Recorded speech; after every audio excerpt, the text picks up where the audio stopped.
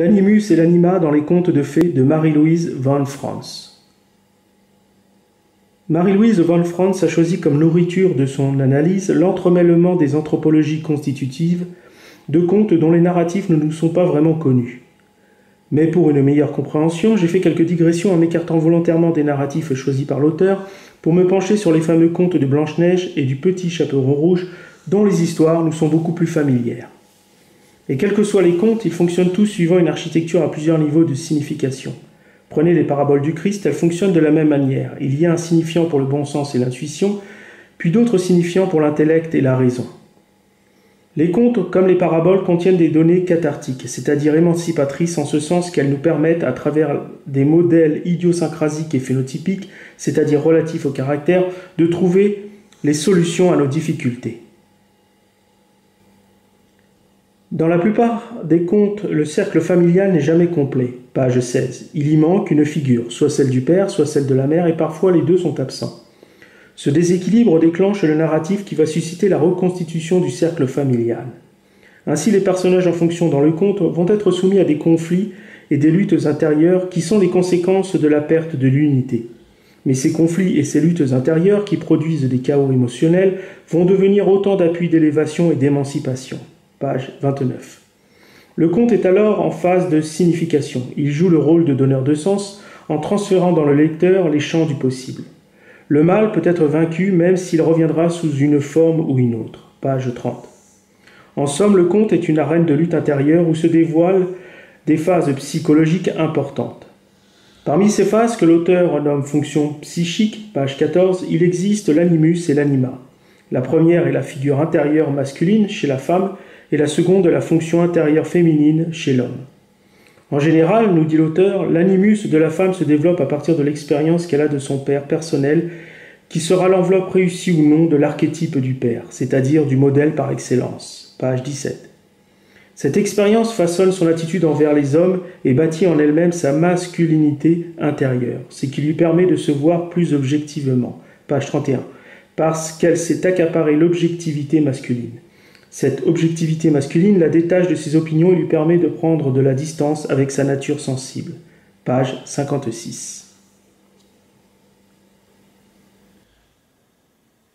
Mais parfois l'animus est cause de confusion. Il emmêle psychiquement la femme. Celle-ci est enchevêtrée en elle-même, à la manière des cheveux en désordre. Page 48.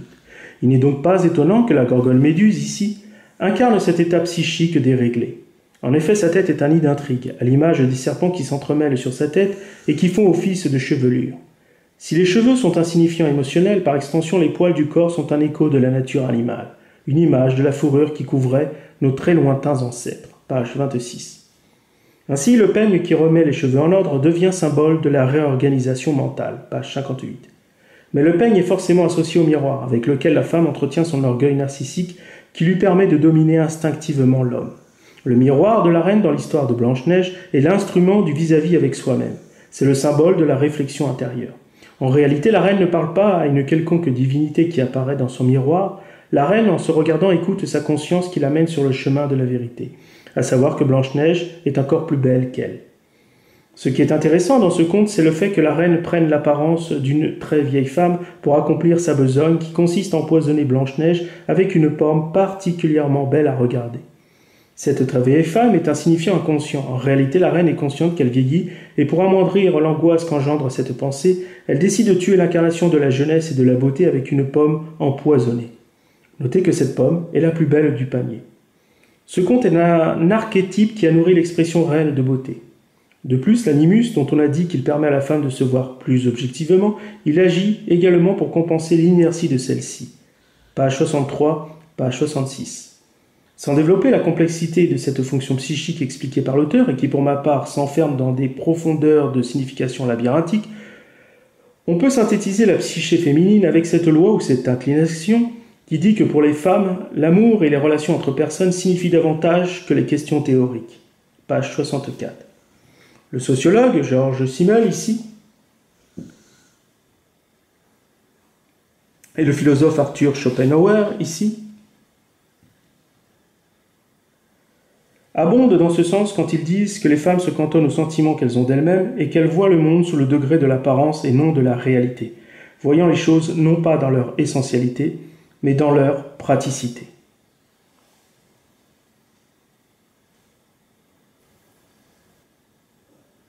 Concernant le pendant masculin de l'animus, à savoir l'anima, l'auteur nous dit qu'il prend souvent la figure de la fille du diable, page 129. A l'inverse, pour les catholiques, la Vierge Marie permet à l'homme de projeter son anima pour repousser l'image négative de la femme. Cet archétype religieux offre à l'homme chrétien une figure féminine parfaite dont la virginité va se concrétiser en Europe à travers les nombreux ordres moniaux. La fascination pour la femme chaste va travailler à raffiner le rapport de l'homme à la femme. Le chevalier servant est la concrétisation de cette nouvelle alchimie, et qui se poursuivra à travers les figures du gentleman et du gentilhomme. Page 161. Cette recodification va naturellement activer un archétype contraire, à savoir la sorcière, et qui de nos jours se traduit à travers des femmes possédées par cet archétype, dont la fonction principale est d'activer les émotions chez les autres. Page 183, page 188. Ce profil de femme prend plaisir à la surchauffe psychologique pour faire perdre l'équilibre émotionnel. L'esprit propice à l'intrigue et à la manigance, leur tête n'est qu'un nid d'intrigue, nous dit l'auteur à la page 48. Les Grecs avaient fort bien compris la chose et l'avaient symbolisée à travers la fameuse gorgone Méduse, déjà citée plus haut. Sa tête recouverte de serpents traduit cette confusion psychique et ce débordement de l'impulsivité qui est destructrice. Ces serpents qui se croisent et s'entrecroisent perturbent le regard puis la conscience en produisant de la terreur. Il n'est donc pas étonnant que la sorcière a toujours les cheveux en désordre. C'est l'expression du chaos dans la pensée. Il faut préciser que l'anima sorcière a la même tendance chez l'homme, page 184. Plus l'archétype lumineux de la Vierge s'efface, plus l'archétype de la femme sorcière s'étend.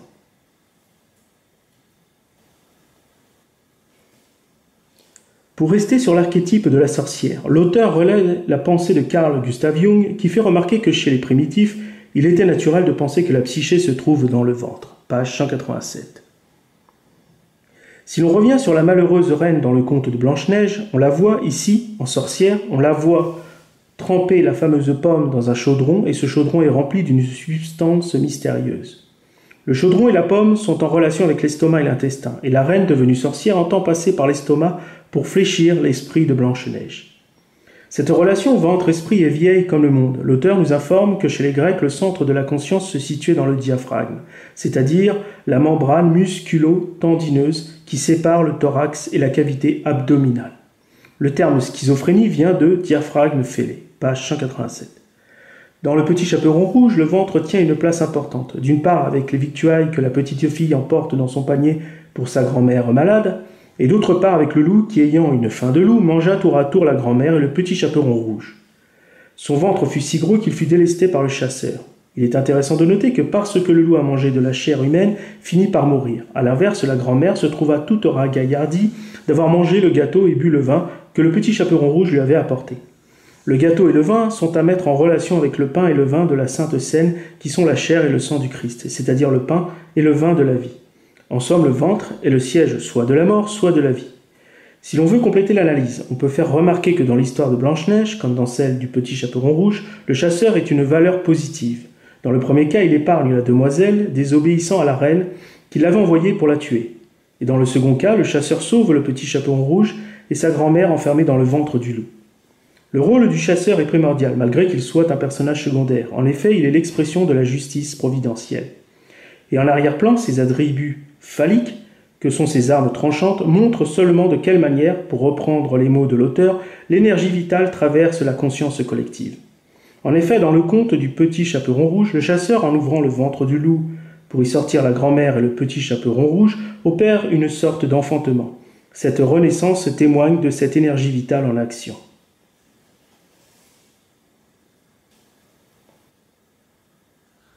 Les contes sont des synthèses narratives qui, substantivement peuplées de représentations archétypales, illustrent l'inconscience des peuples.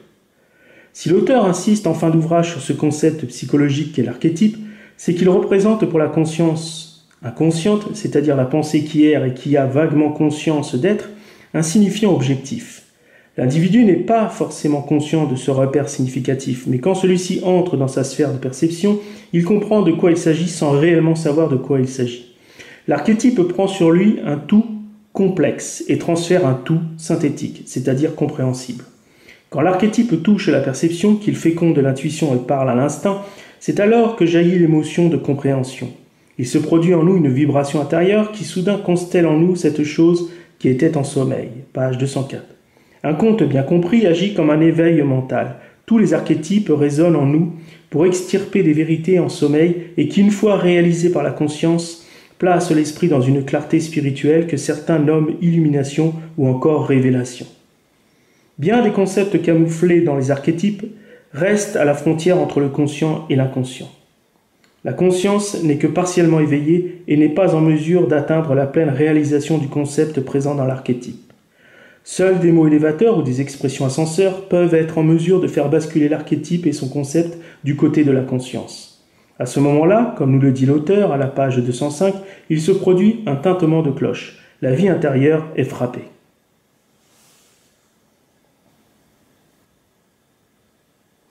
Pour conclure, comme je l'ai évoqué précédemment, cet ouvrage ne s'adresse pas au simple lecteur et peut même entortiller le lecteur expérimenté tant son déroulé explicatif est assez escarpé.